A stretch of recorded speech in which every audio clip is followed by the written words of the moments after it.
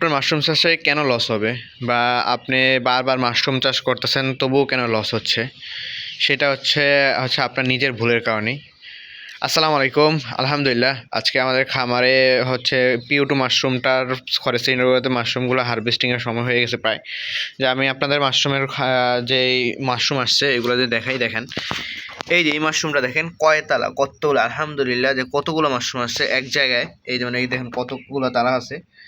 তো আমরা অনেকেই প্রশ্ন করি যে ভাই আমি অনেক দিন ধরে মাশরুম চাষ করতেছি, আমি মাশরুমের লস হচ্ছে, লাভ হচ্ছে না, খড়ের সিলিন্ডার নষ্ট হচ্ছে, আমি যতই ভালো করে খড়ের সিলিন্ডার তৈরি করতেছি না কেন আমার বিভিন্ন মৌল আসতেছে কেন, এইটা কেন হয় ভাই? সেটা কারণ আপনি যদি পরিচালনা ঠিকমতো না করেন তাহলে আপনার কখনোই মাশরুমের খামারের লাভ হতে পারবেন না। কারণ মাশরুম চাষটা আমাদের যে সাধারণ চাষ ওই চাষের থেকে একদম ভিন্ন।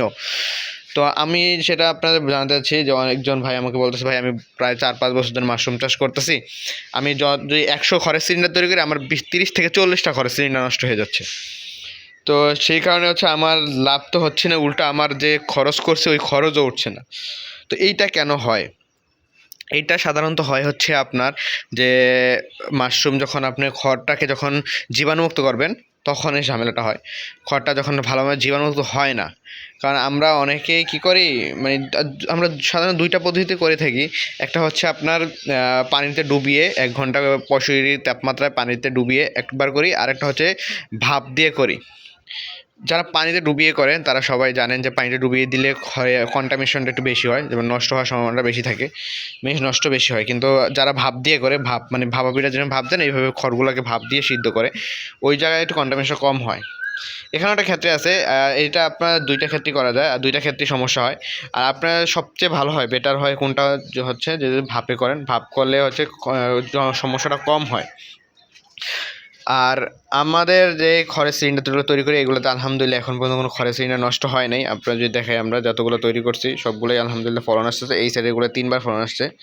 তো যাই হোক, আমি আপনাদের যেই কথা, খড়ের সিলিন্ডার কেন নষ্ট হয়, যখন আপনি সিদ্ধ করবেন, যখন এটা পুরোপুরি জীবাণুটা ধ্বংস করতে না পারবে তখনই আপনার খড়ের সিলিন্ডারগুলো নষ্ট হবে।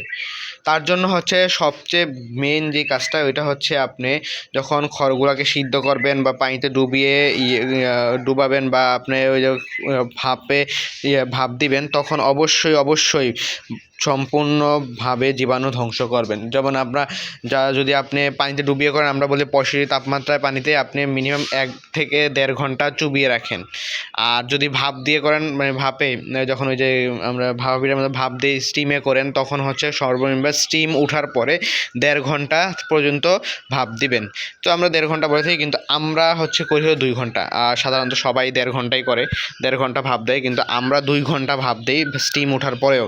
যার ফলে আলহামদুলিল্লাহ এখন আমাদের খামারে কোনো সমস্যা হয়নি, কোনো জীবাণু আক্রমণ হয়, গ্রিন মোল্ড, ব্ল্যাক মোল্ড বলেন, কোনো কিছুতে আক্রমণ হয়নি আলহামদুলিল্লাহ। দেখেন আমাদের পিউ2 মাশরুমটা করে ফলন আসছে। তো সবসময় চেষ্টা করেন জীবাণুমুক্তটা ভালোভাবে করলে আপনার খড়ের সিলিন্ডার নষ্ট হবে না। তো এইটাই আজকে আপনাদের জানানো ছিল যে কেন খড়ের সিলিন্ডার নষ্ট হয়। তো সবসময় জীবাণুমুক্তটা ভালোভাবে করবেন আর পরিষ্কার জায়গায় বসে খড়ের প্যাকেটগুলো করবেন, দেখবেন আপনারা কখনোই হবে না, মানে খড়ের সিলিন্ডার নষ্ট হবে না। আর আরেকটা সবচেয়ে গুরুত্বপূর্ণ বিষয় সেটা আপনার খড়ের যে বীজটা ইউজ করবেন, ধানের বীজ বলেন, কাঠের গুঁড়ার বলেন এবং গমের মাদার বলেন, যেটাই বলেন না কেন, সবগুলোতে যেন কোনো মোল না থাকে, গ্রিন মোল, ব্ল্যাক মোল কোনো কিছু না থাকে। যদি কোনো বীজে এইগুলো গ্রিন মোল, ব্ল্যাক মোল, ইয়েলো মোল থাকে, ওই বীজটাতে কাজ করবে না। ওই বীজটাতে কাজ করলে আপনার খামারে কন্টামিনেশন হবে, আপনার প্যাকেট নষ্ট হয়ে যাবে। তো সবসময় এই জিনিসগুলো খেয়াল রাখবেন যাতে করে খামারে কোনো ধরনের সমস্যা না হয়। তো আমাদের জন্য দোয়া করবেন। আমাদের খামার প্রায় এখন শীত তো প্রায় শেষ, এখন আমরা কাঠের গুঁড়া স্পন তৈরি করা শুরু করব গরমের জন্য।